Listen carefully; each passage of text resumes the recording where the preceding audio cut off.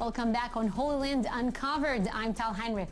Every week we get familiar with the story of one special community here in Israel. Today we'll meet the Baha'is. The Baha'i faith is a monotheistic religion born in the 19th century.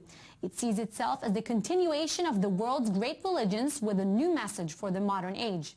Our reporter Shelby Weiner met some community members in the beautiful Baha'i gardens in the heart of Haifa. She even walked some 1,700 steps from top to bottom of the gardens just to save us all the effort. The Baha'i faith originated in Persia, but perhaps is most known for its impressive terraces in Haifa. Known as the Hanging Gardens of Haifa, the property is home to the Shrine of Bab, a central figure of the Baha'i faith. The gardens are kept with ornate decorations and flowers, with no specific symbolic purpose. The idea is not so much important gardens, but it's the beautification of this holy place for the Baha'is. Dating back to 1844, Baha'ism is one of the youngest religions in the world. The faith landed in Haifa after severe persecution in Muslim countries. Islamic leaders do not consider the Baha'is as an independent religion, but rather an apostasy from Islam. Baha'u'llah, the founder of the Baha'i faith, was exiled from Persia to the Ottoman Empire, and his last place of exile was in Akko in the north of the country. Baha'u'llah died in captivity in Akko. During his 40 years of imprisonment, he set Haifa as a holy place for the faith. Despite its fervorish origins, the Baha'i emphasize the spiritual unity of humankind through partnership. We don't believe that improving the world is something that the Baha'is can do on their own. We need the qualities, the capacities of anybody who's willing to roll up their sleeves.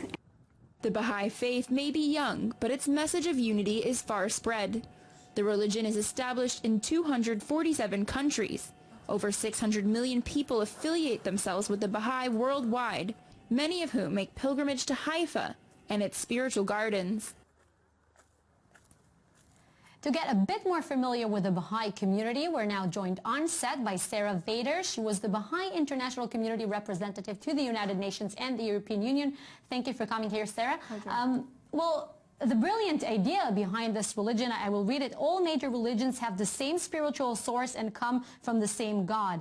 I have to ask, is it a philosophy, a religion, a sect? Well, in a sense, since it comes from God, you would define it as a religion. And who are the followers of this religion? So as you saw in the reports, there are about 6 million Baha'is from more than 200 countries and territories. And they really come from all stratas of society, different social classes, academic, educational classes. So it's really a representation of the human family. How do you practice this religion? Any specific holidays or scripture? So the scriptures are available to us. Baha'u'llah, who was present less than 200 years ago, wrote many thousands of tablets, and we all have access to them.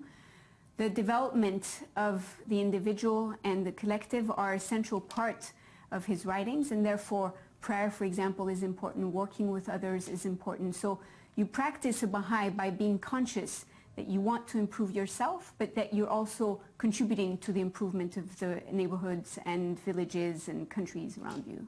And Sarah, I have to ask you this. It seems that a major part in all religions is basically to provide answers to prominent questions that all human beings, have.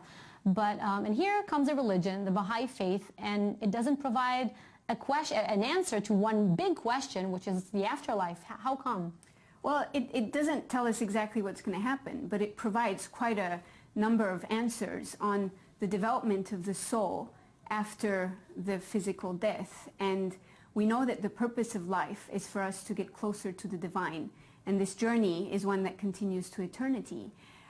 We develop qualities like when we're here on this earth, when we interact with others, and these will be useful later. And there's a very nice analogy that will help us understand this. The fetus in the womb develops fingers, muscles, arms, legs, and the capacity to move and breathe, but it's really not useful when it is in the womb. It's only once it's born that these attributes can be fully used.